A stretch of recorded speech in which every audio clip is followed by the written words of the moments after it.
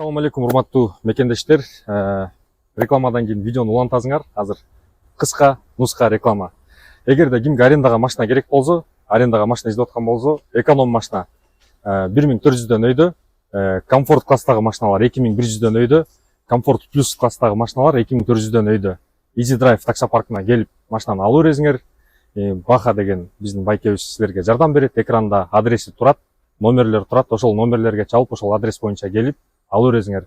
Өтө жакшы таксопарк, баарыңыздарга советую. Без депозит, без первоначальный взнос келдиңер, алдыңар, кеттиңер. Эгерде кистарт ачыла элек болсо, парковый самозанятый жок болсо, баардыгын өздөрү под ключ бүтүрүп берет. Смело келе берсеңиздер болот. Приятного просмотра. Достор, ассаламу алейкум. Турмандуу кушак күмүштөр менен наконец-то алдым Лисян L7. Спрос катуу болот деле, комментарийлер көп болот деле, ушул машинаны алып айдап көрчү деп, наконец-то колго тийди. Азыр сиздерге машинаны бир сыйра обзор кылып, сыртын, ичин көргөзөйүн, технический обзор кылып, андан кийин көрөбүз да дальнейшем пассажирлардын реакциялары кандай болот, бул менен жумуш кандай болот, бензин менен жүргөндө кандай экен, ток менен жүргөндө кандай экен, ошолордун баардыгын подробно айтып берем. Бул машина Lisian L7, полностью китайский машина, гибридный, бензин менен да жүрөт, ток менен да жүрөт. Негизи өзүндө электрический двигательдер турат, бирок 1.5 турбина мотор бар, 4-цилиндровый, 154 аттын күч экен. Ошол мотору как генератор катары иштеп, электрический немеге аккумуляторга ток берип турат, и моторлорго дагы напрямую ток берип турат. Буну последовательный гибрид деп коет экен. Бунун жылы 2023. Так, бул болсо 2000 немеден баштап, быйылкы жылдын 12 майынан баштап бизнес премиум пример тарифте иштейт. Ошондуктан особенно биздин таксистерге өтө кызык боло баштады ушул машина. Көчөлөрдөн да көп көрөсүңөр. Мындай фантастический внешности, дизайны жакшы. Тесланы копировать этип чыгарышыптыр, мындай ачык айтканда элечи. Бир сыйра сыртын көргөзөйлү. Дөңгөлөктөрү 20 радиустагы дөңгөлөктөр экен. Аябай бийик. Машина өзү да жумшак экен. Астында, артында пневмо подушкалар коюлган. Аябай мягкий машина, түшүп көтөрүлүп турат. Капа айдаганда түшөт экен 2 сантиметрге. Кайра токтогондо көтөрүлөт экен, удобный экен да. Мындай камералар бар. 1/1, 2/3 камерасы бар. Бул арт жагын тартат, арткы дөңгөлөк жагын. Бул капталды, бул болсо, бул асты жакты, бул капталды. Астында да камерасы бар, артында да камерасы бар. Молар неменкинде экен, Тесланыкындайчы. Кенде кирип, анан кийин кайра чыгып турат. Эшиктер автодаводчиктер менен. Так, салонун дагы көргөзүп коелу. Салону белый кожаный салон. Аябай жакшы көрүнөт экен, белый салончу. Жапжаң машина. Салондон чыкканына 2-3 эле күн болгон. Арт жактарында 4 сиденьясында тең подогрев, обдув, массаж бар. 4 сиденьясында тең. Үстү панорамный крыша, стеклянный. Прибор болсо ушундай рульда эле коюлган. Проекция лобовое стеклого проекциясы бар. Астында 2 чоң монитор бар.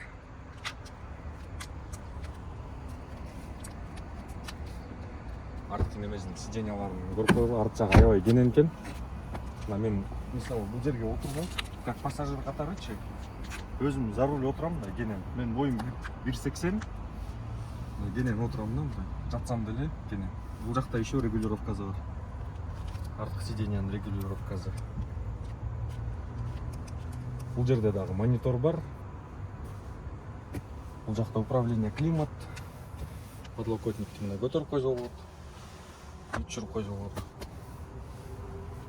Буну жаап ачып койсо болот үстүнчү. Так, достор, эми багажникти көргөзөйүн. Так, ачкычы мындай самын сыяктуу ачкыч экен, ушундай. Простой, бул чөнтөктө туруш керек. Магия. Багажнигин объему 495 литр дейт. Примерно ушундай цифра. Өтө чоң, өтө кенен экен, бул жерге 1-2 адам батат да, салып койсочу. Мындай кнопкасы бар. Багажниги машина 10 сантиметрге түшөт ылдый. Чөк дегенде мына чөгүп берет. Оор жүктөп багажникке жүктөрдү. Эгерде батпай калса, бул дагы тар деп отсаңар, сиденьясын эки кнопка менен жаткырып койсо болот. Сиденьясын мындай ровный пол болуп жатат. Ичинен көргүлө кандай экенин мону алып туруп. Бул жака мына кенен жүктөөчү нерселерди жүктөп койсоңор болот. Эгерде квартирадан өсүп калсаңар, чакырсаңар болот. Келип көчүрүп берет. Кайра бул кнопка менен эле сиденьясы көтөрүлөт өз ордуна. Нары кирип бар болбойсуң. Көтөрүп туруп, бул кнопканы кайра басып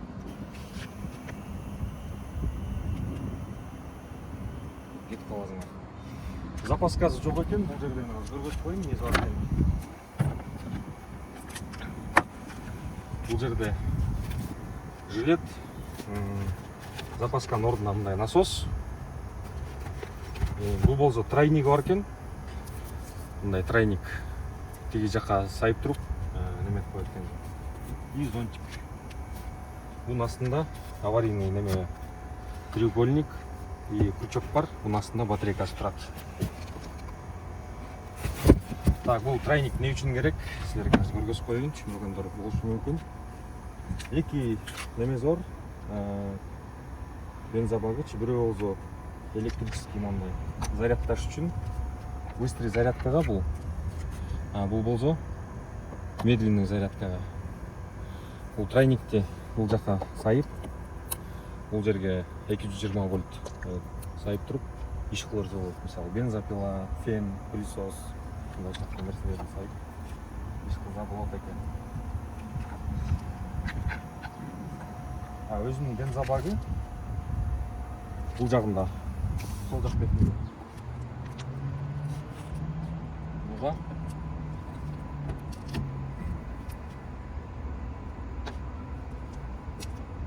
буга болсо 95 драйв коюп жүрөм. Азыр только бензин менен айдап жүрөм. Обычный. Расходу где-то 100 километрге 8 литр көргөзүп атат, средний расход. Кече 2 саат издеп көрдүм окшойт. Шаар боюнча айланып, кыдырып. Лил 9-ти зарядтаганы келгем. Мындай зарядный станциялар бар Москвадачы. Келсем занят экен, могу чоңу келбейт экен. Кичинекейи келет, бирок бул занят экен. Буда Tesla сайылып туруптур. Күчүш керек дагы. Как минимум 1-2 саат күчүш керек. Бүйтіп отырсамбы, же бензин құйып алып иштей берсемби деп ойлонуп атам азыр. Зарядтап көрөйүн депчи. Анткени машинанын динамикасы, батарейкасы полный болуп, анан кийин бензинди да полный құйып туруп, айдасаң аябай катуу жүрөт дейт. 100дү 0-дон 100гө чейин 5,5 секундта кармайт экен. Максимальный скорость 180. Ошол динамикасын, чтобы почувствовать этиш үчүн максимальный мощности ошол аккумулятору полный заряд болсо анан кийин ошондо жүрөт экен да. Так бензин менен жүргөндө өтө деле катуу жүрө албайт. Бирок достаточно потокту эч кимге жеткизбейт мына потоктончу. Азыр машинаны айдап көргөзөйүн, бир сыйра көрүңүздөр. Достор, адаттагыдай эле бардыгыңыздарды Белес таксопаркы менен иштешүүгө чакырам. Парктын кызмат акысы болгону 1%. Парковый самозанятый кылып кошуп атабыз азыр. Вывод моментальный, через таксометр аркылуу акчаны чыгарып алсаңыздар болот. Андан сырткары биздин паркта иштегендерге жолдомо кагазы бекер.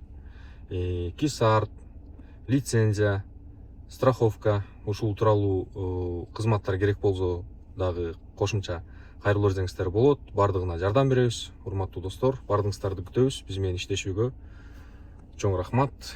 Дальше видеону улантып берели. Биз мындай көнүп калган обычный старт-стоп деген кнопка жок бул жерде.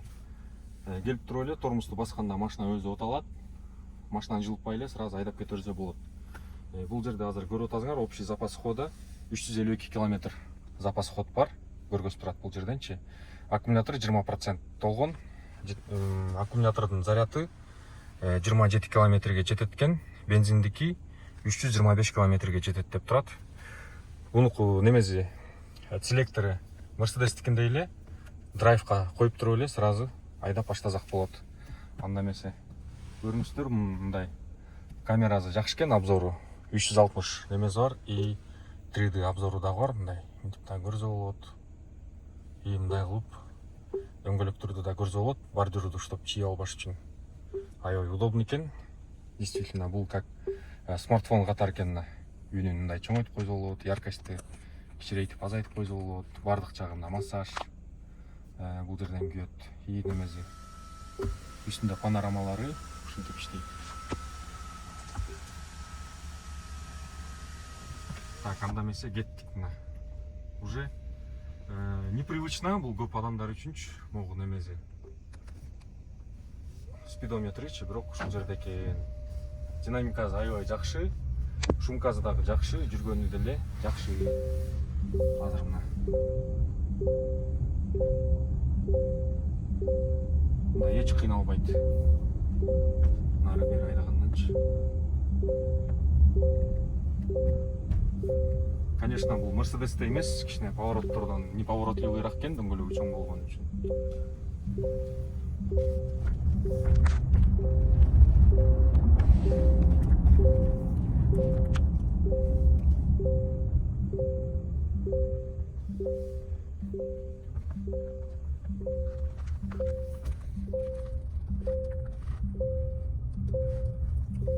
Так, немеси дагы подогрев массаждар дагы ушул жерден күйөт экен. Массаж бул жерден иштеп баштайт. Бул астыңкы сидениясы, бул арткы сидениясы. Биринчи эле суроо пайда болуш керек. Эмне үчүн бардык жазуулар кытайча депчи. Орусчага деле которуп койсо болот экен, бирок ал 150 миң, 200 миң рубль экен. Ошол себептен только неме азырынча только кытайча жазуулары. Бул жерде беспроводной зарядкасы бар. Эки телефонду мындай коюп. Беспроводной зарядка. Бул жеринде подстаканник. И бул жеринде мындай полочкалар бар. Бул жеринен жылдырып койсо болот сиденияны. Кожалары аябай жакшы, мягкий. Кожа наппа деп коет. Жакшы экен. Бул подушкалары мага аябай жакты. Подушкалары аябай удобный экен. Жумшак. Майбактыкындай эле подушкалар экен булар. Так, ошондой достор, Кудай буйруса каналга катталып, жазылып, комментарий жазып койгула, өзүңөрдүн суроолоруңарды болсо жазып, билген маалыматыңар болсо ушул машина жөнүндө жазсаңар болот. Ошол суроолорду окуп чыгып, Кудай буйруса эмки видеолордон дагы кызыктуу нерселерди айтып беребиз. Машина жөнүндө, элдердин немеси жөнүндө, реакциясы жөнүндө да кененирээк маалыматты айтып беребиз. Премиумда кандай болуп атат, жумуш бизнес класста кандай болуп атат, арендасы тууралуу кененирээк маалымат эмки видеолордо Кудай буйруса. Ассаламу алейкум.